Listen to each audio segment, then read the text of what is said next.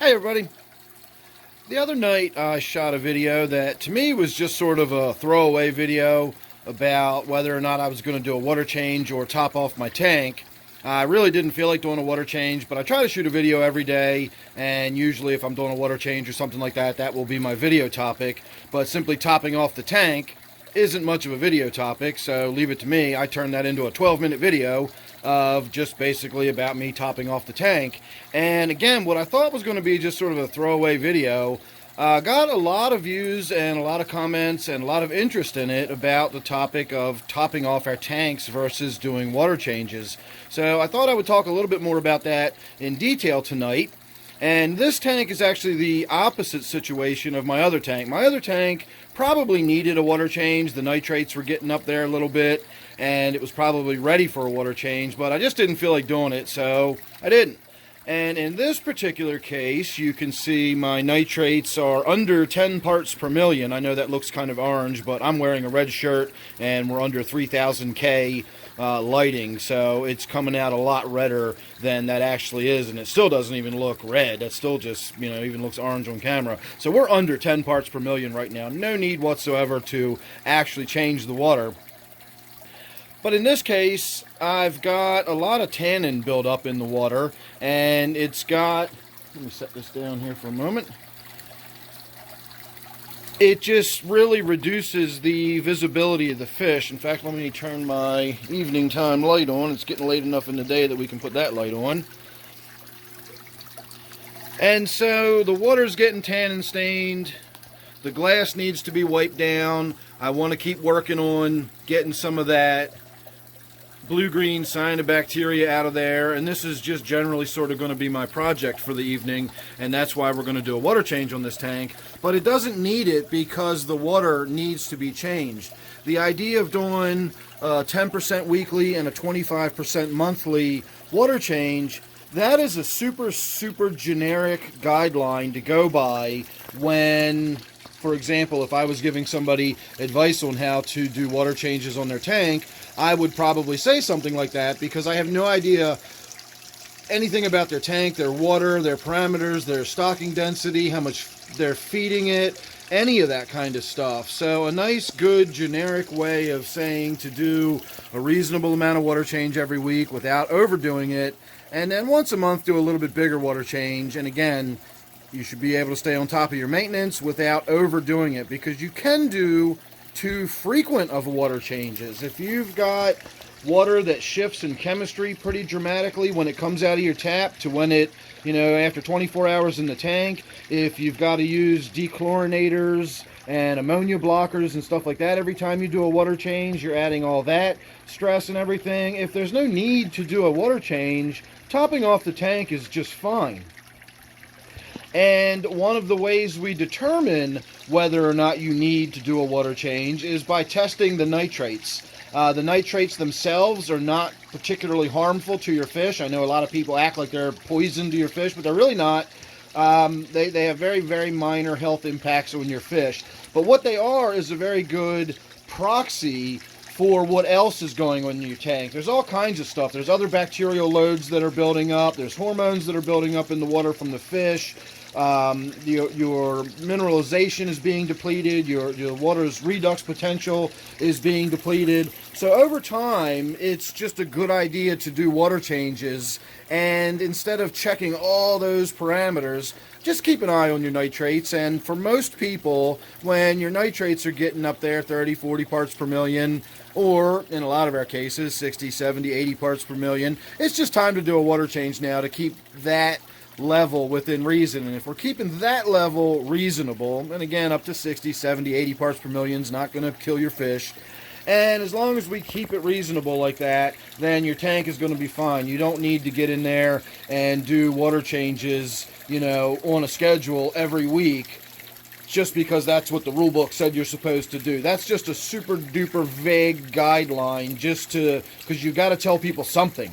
It's like the inch of fish per gallon of water rule. The moment you start really thinking about that rule, it just falls apart. It's just not a good rule, but you got to start somewhere. You have to have some kind of information to give the person that's never kept fish before, something to build on and learn from and go from there. So chances are your fish tank probably does not really need weekly water changes. But if you're doing weekly 10%, that's probably not hurting anything either. That's probably just fine. And if you enjoy doing that, and if you just feel more comfortable not worrying about it and just doing 10% weekly and 25% monthly, there's plenty of people that do that their whole lives and never have issues with their tanks and never have any problems with their fish, and that's perfectly acceptable. But again, that's just sort of a generic guideline for, since I have no idea what's really going on in your aquarium, I'm just going to, tell you that because that's a fairly safe formula to follow. In my case, I know what's going on in my tank. It's not really heavily stocked. It's got a lot of fish in it, but they're fairly small. It's got a little more than 40 gallons of water in it. I've got a ton of plants, and of course I've got all this open, free-flowing water. So as far as gas exchange goes, I've got gas exchange on lock in this tank. It's just there's, tons and tons of gas exchange and all that flowing, trickling water, and I just don't need to do frequent water changes on this tank. But I got a lot of tannin built up in this tank, so if I want to see in there and look at the fish without having them have that sort of amber glow to them, well, then I have to do water changes because the tannin buildup is something that you got to do water changes to remove. I could run, bucket loads of activated carbon in there to pull the tannins out, but in my experience, that's what it takes, bucket loads.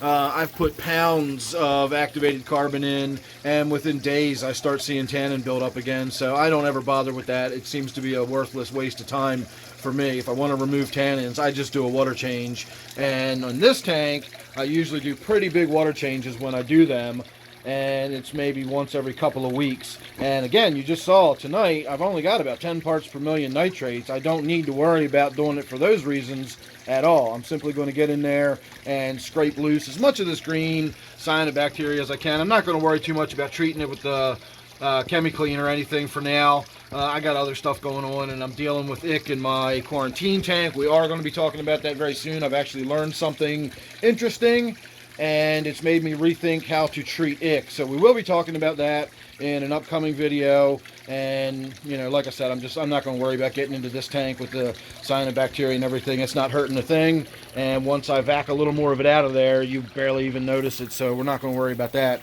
I am also going to get in here tonight, and you can see we've got Swampville going on. We got complete coverage almost with the duckweed, and my filter is clogged again, so I've got almost no running water. You can just about make out a little tiny drip of water right there.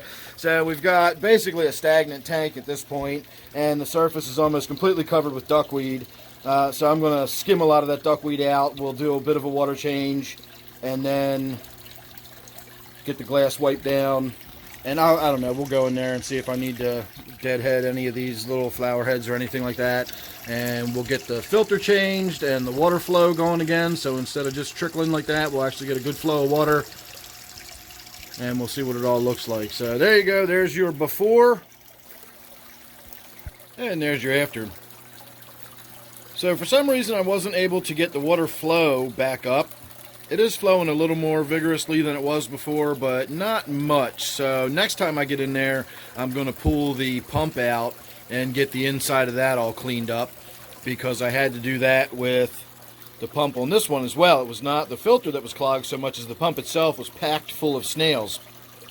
But more interestingly, I was going to use this tank as an example as the other end of the spectrum.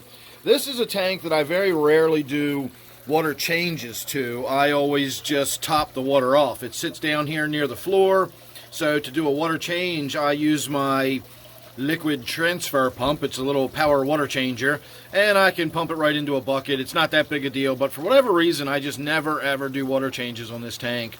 And I was going to show you an example of a tank that's gone a very long time without a water change. Probably, I'm just going to round it off and say 9 months. It was probably last summer the last time I did a water change. and yet we're not even red. We're still at probably 30 parts per million, maybe 40, but I don't even think it's that red. That still looks orange to me. I know, again, it comes out a little more red on camera than it does to my eye, but again, even if you want to call that 40 parts per million, it's been months and months and months since I've done a water change on this tank, and I do top it off frequently. The water level drops significantly, and I have to get in there and top it off. I've got to get in there and clean that filter out on a regular basis, and I get in there and I scoop that duckweed and water sprite out of there on a regular basis, and that must be what's drinking up those nitrates. I've never really had plants make that big of a difference, but in this case, I honestly was expecting to show you a bright red vial, and I was going to talk all about how this is what a neglected tank looks like, but this actually works out to be an even better example, because after 9 months, that tank really needed a water change. You just can't have water in a tank indefinitely without having to swap it out, again, for various reasons. Again, if nothing more than just to remineralize it. And yet after all that time, if I was simply relying on my nitrate test alone, I might say, well, that tank still doesn't need a water change. So there is more to deciding whether or not you're going to do a water change than simply looking at the nitrates. Some people do have tanks that are set up to where they can go years and their nitrates just never get above 10 or 20 parts per million because of their plants versus stocking density and so on and so forth. But that doesn't mean you should go years without doing at least some kind of water changes. Now, if you've got mineralized rock or something like that in the tank that's actually remineralizing your water as time goes on, then that might be a different story. I really honestly don't know that much about it because I haven't ever really explored the water change-free tank. I've always just done water changes. They're not that big a deal. They're part of the hobby. They're part of keeping the tank clean, and I've just never had any interest in finally balancing a tank like that. But you don't probably need to do a water change every single week on your tank. That might be a little bit overkill. It just depends on your tank. Unless you're really heavily overstocked or you've got fish that are really particularly sensitive or delicate, weekly water changes aren't a bad idea. But if you miss one, it's not going to be the end of the world either. You can probably let your tank ride a little longer than that. And this tank down here is a perfect example. Again, I'm shocked at that.